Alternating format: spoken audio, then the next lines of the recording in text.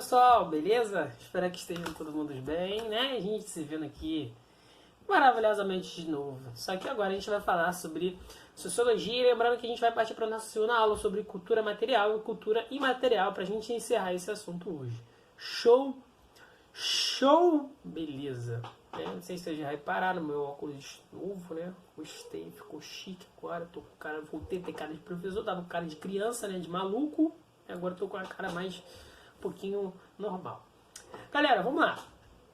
Primeira coisa que a gente vai falar, né, de cultura, a gente viu as questões do que é cultura material, o que é cultura imaterial, né, a gente viu o que é cultura, né, e agora a gente vai falar sobre algumas questões mais interessantes sobre sociologia, sobre cultura, beleza? Agora a gente vai falar, né, pô, calma aí rapidinho, eu tô com sede nesse tempo, se eu beber água, galera.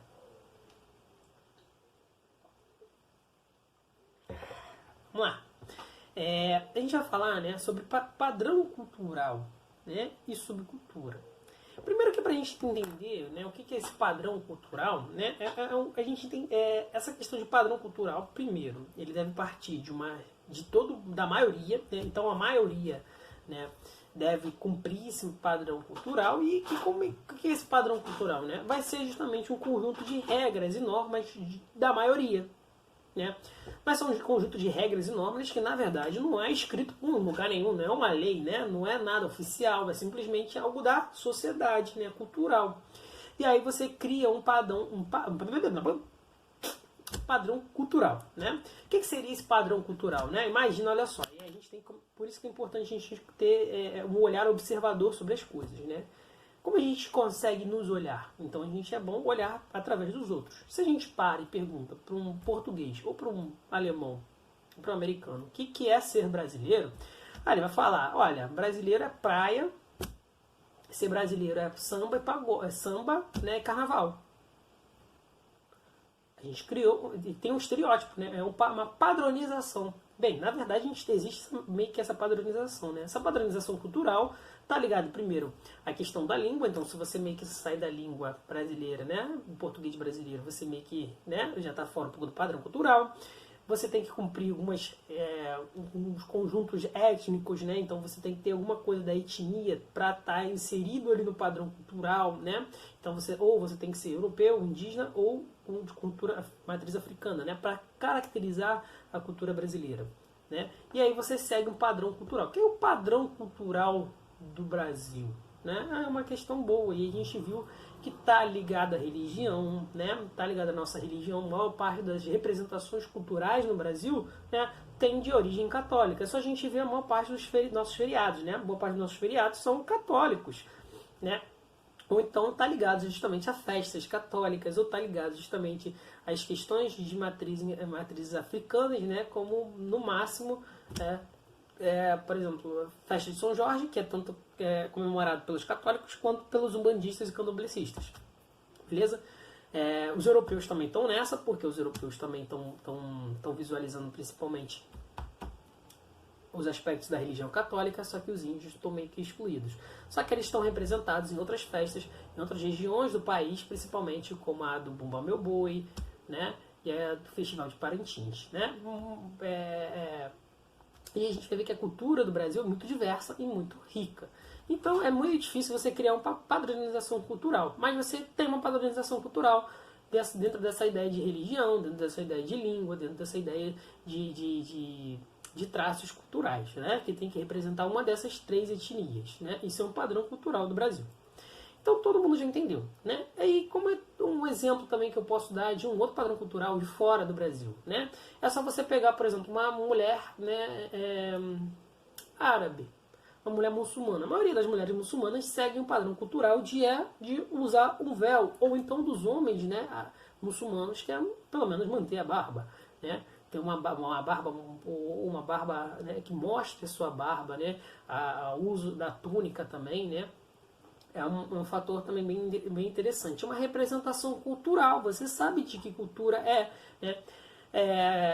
nossa grande questão é que a gente é ocidentalizado, a gente meio que se misturou com outras culturas, aí fica um pouquinho difícil de se identificar, mas a gente tem questões importantes para de identificação. Por isso que a gente não pode perder a nossa língua, né? Porque por mais que a gente se comunique, se vista como americano, use um iPhone como no Burger King, quando a gente abre a boca, a gente não fala Burger King, a gente fala Burger King, quer dizer, igual o paulista é Burger King, né? McDonald's. A gente fala do MC Donite. Me dá um lanche aí, um triplo X tudo lá, né, no pé de Big Mac. Beleza? E aí a gente tem um outro aspecto pra gente falar, como a subcultura, né? Então a gente tem uma cultura, né, uma padronização, tudo igual, hegemônico, todo mundo se parece, né? E aí a gente tem a subcultura. A subcultura é justamente, né, é algo que é utilizado pelas minorias, né, as minorias que vão utilizar essa subcultura, porque a massa vai usar justamente essa cultura padronizada. E essa cultura, essa subcultura vai ser símbolo de resistências, né? Como assim o símbolo de resistência, né? Vamos lá. Durante um tempo, as religiões matrizes africanas eram caracterizadas, né, como subcultura. Por quê? Porque elas eram exemplos de resistência, né? A linguagem, por exemplo, a linguagem Urubá, a linguagem Banto, né, que é uma representação cultural, né, a linguagem do povo originário africano, beleza? De Angola, do povo de Benin, né, do Congo. E aí eles utilizavam justamente essa linguagem.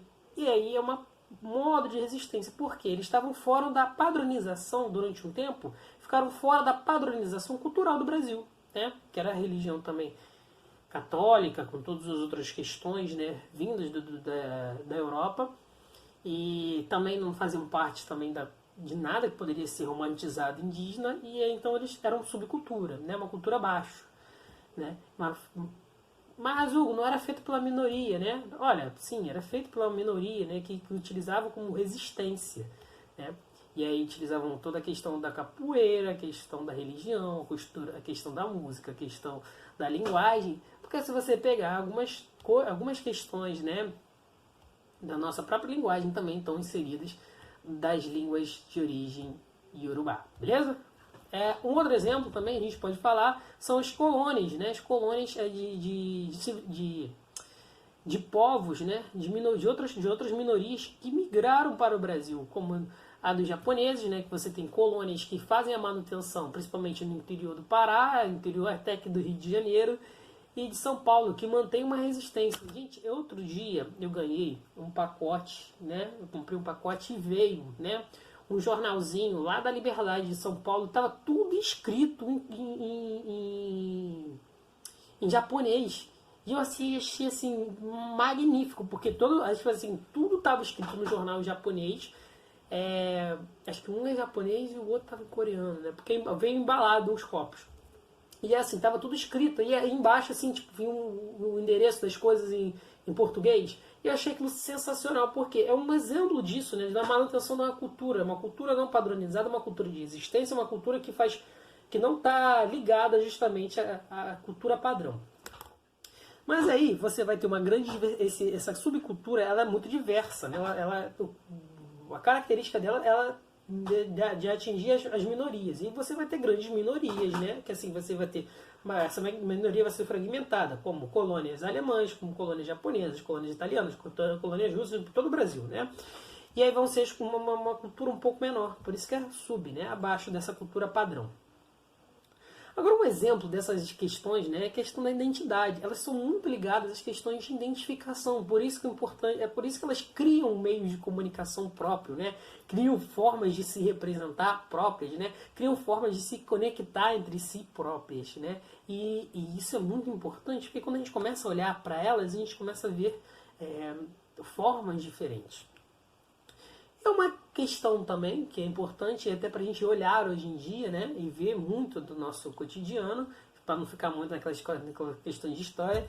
Se a gente olhar, né, o rock, o hip hop e o funk carioca é um exemplo justamente dessa subcultura. Por quê? O rock é um exemplo, né, o rock e o punk o rock em si, como a gente conhece, como ele surgiu, né? Aquele coisa bonitinha e tal, todo mundo dançando e tal, do Elvis, era uma coisinha bonitinha. Já o punk, que é uma derivação do rock, né? Que é o rock que já pega o rock metal, né? Ele cria uma linguagem própria, cria uma questão de identidade própria, cria uma questão de comunicação própria, né? Que eles se comunicam entre si de forma diferente de outras linguagens, né? Mas o melhor exemplo disso é o hip hop, porque o hip hop, na verdade, a gente não pode falar que o hip hop nem é uma música, né? O hip hop é todo um movimento cultural, né? Fora do padrão cultural americano na época, né? O hip hop vai surgir ali no final da década de 70 para 80, né? Porque você já vai ter questões ali que, olha, os americanos os afro-americanos não se representavam, não se viam mais no jazz, porque o jazz já tinha se embranquecido, o rock que também eles fundaram também já tinha se embranquecido, e eles precisavam de uma outra forma para expressar as coisas que eles estavam vivendo ali, vivenciando, né? Marginalizados. E a gente vai ver que o hip hop vai surgir justamente nas periferias americanas, né? Nos bairros negros e nos bairros pobres americanos. E eles criam toda uma questão de uma subcultura, né? Toda fora de uma cultura padronizada, fora de uma cultura branca. E eles criam justamente a questão do hip hop, né? Que é a cultura em si. E eles criam a questão do rap, que é justamente cantar e tal. E tem a questão do b-boy, tem a questão da música, né? E aí você tem o R&B, que é um estilo musical dentro do hip hop, né? Você tem o rap ritmado, né? Com o DJ, então você tem toda uma questão cultural construída aí, né? Mas que está fora do padrão, né, cultural norte-americano, porque o padrão cultural faz parte da maioria e eles são a minoria. E aí toda essa o interessante é que eles criam também formas de representação. O grafite entra nesse momento também, né? Pichação é diferente de grafite, né? Grafite, né, forma de desenhos e tal, entra também como representação, né, toda uma vestimenta. Então, um dos melhores exemplos é justamente o hip hop. E depois a gente, para falar um pouco mais da nossa realidade, o funk, né? O funk ele nasceu também, pelo incrível que pareça, aqui no Brasil, na mesma década do hip hop, né, no final da década de 70, de 1970, né, iníciozinho ali de 80, foi aí chegando 90 que ele começou a ainda era marginalizado e que depois começou a se tornar mais popular, né? E o funk também tinha toda fazia parte de minorias. O funk também criou toda uma identificação cultural. Eu peguei a década de 90, então você tinha o cabelo, né? As pessoas faziam cabelo de forma diferente, dançavam de forma diferente do padrão cultural, né? Tinha uma comunicação diferente, porque o funk também trazia coisas do hip hop para falar de cotidianos, né? Como o rap do Silva, né? Era só do Silva que a estrela não brilha. Estão falando de coisas, né? Da vida cotidiana da pessoa, né? Só que aí a gente tem que identificar algumas coisas aqui que é legado da sociologia, né? Que se a gente pegar aqui desses três movimentos de subcultura, na verdade eles meio que se tornaram padronizações culturais, né? Que a maioria aí acabaram se padronizando. Primeiro o rock meio que se tornou um padrão cultural das massas. O hip hop, depois de um tempo também, por mais que tenha um movimento muito forte de resistência, e o próprio funk, né, que se popularizou, se tornou um normativo para todas as pessoas. Hoje em dia ninguém, mas funk, ainda olha meio assim, né? Mas se você vê, toca em qualquer lugar, as pessoas se vestem, comportam do mesmo jeito, né? E aí, para você ver como se tornou homogêneo, né? Você tem o funk carioca, o funk paulista, e o funk até no Pará, né? Então, assim, meio que se tornou algo, né? E se explodiu. Beleza? Para a gente dar continuidade, falar sobre um conceito de socialização, né? Como que ocorre esse processo de socialização? Esse processo de socialização é o seguinte, né? Imagina que se todo mundo estivesse andando, né, numa esteirazinha, né? Todo mundo aqui é uma criança, né? A gente nasce e vai andando na esteira, né? E ao longo dessa esteira aqui, o que acontece, né? A gente vai sendo fabricado, né? Essa esteira de fabricação é a sociedade. E essa sociedade faz parte da nossa... Nós, né? Somos essas pessoazinhas andando, pequenos, E a esteira que constrói a gente é a sociedade. Então nós somos construídos pela sociedade. Mas como elas nos constroem, né? Com as ferramentas que elas utilizam? Eles utilizam justamente a nossa família, utiliza a religião, não importa muito qual das suas religiões, né? Mas principalmente a religião cristã, e aí você vai ter o catolicismo, o evangélico, tudo, beleza? E por quê? Isso cria meio que uma padronização cultural ali. Outra questão também é os aspectos de como você faz parte disso. Na verdade, você sofre todo esse processo, né? Você nasce falando uma língua padrão, né? Você nasceu, você já vai aprendendo a ouvir uma língua padrão no seu ouvido. Você já vai aprendendo trejeitos e coisas, de formas diferentes, beleza? Um exemplo disso, peguem, por exemplo, tem um filme chamado... pra falar do hip hop que eu esqueci. Existe uma série na Netflix, nem sei se ainda tá lá, chamada Get Down, que dá muito exemplo dessa criação do hip hop. Get Down, né? Muito maneiro. E dessa questão aqui de como você faz parte de uma sociedade, tem um filme chamado, todo mundo tem até na Netflix, né? Chamado Mowgli. O Mowgli é o melhor exemplo disso, que é um menino que vive entre os animais e ele não tem trejeitos nenhum para viver no meio da sociedade. O Mowgli, o Tarzan, né? Tudo uma... na verdade, todos esses contos surgem a partir de uma experiência, né? Do menino chamado Victor, que ele é criado por animais no meio da selva na França, né? No meio da mata. França também tem mata, né? E ele é resgatado, tem toda uma pesquisa antropológica para recolocar ele na sociedade. Olha que ele já tinha 11 anos, ele tinha ainda 11 anos, né? Mas ele não conseguia viver mais na sociedade, porque todo o processo dele de construção social, né, que deveria ser feito pela família, pela escola, pela igreja, foi feito por os outros animais. E ele não conseguiria, ele demorou muito para conseguir viver uma vida, né, com os outros seres, né, mesmo ele sendo um ser humano. Por quê? Socialmente ele não foi construído assim. Ele teve muita dificuldade no processo de fala, no processo de comunicação, de interação, né? Porque o comportamento na selva é outro, o comportamento social é outro, né?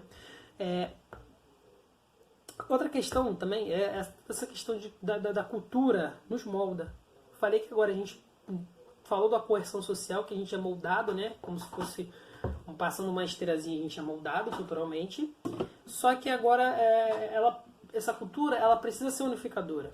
Por isso que é tão importante cultura para um país, né? Unifica toda essa galera que junta, bota todo mundo no meio balai, né? Todo mundo together, e aí abraça essa galera para quê? Para que a gente possa viver uma cultura um pouco mais unitária. E existe uma uniformização, né, social, meio que existe um padrão, né?